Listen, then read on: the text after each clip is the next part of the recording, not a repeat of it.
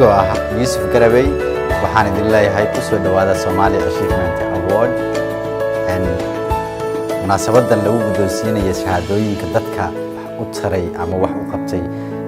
dadka Soomaaliyeed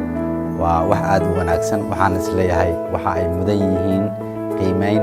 in markaas loo garto qofkii markaas mudnaa in uu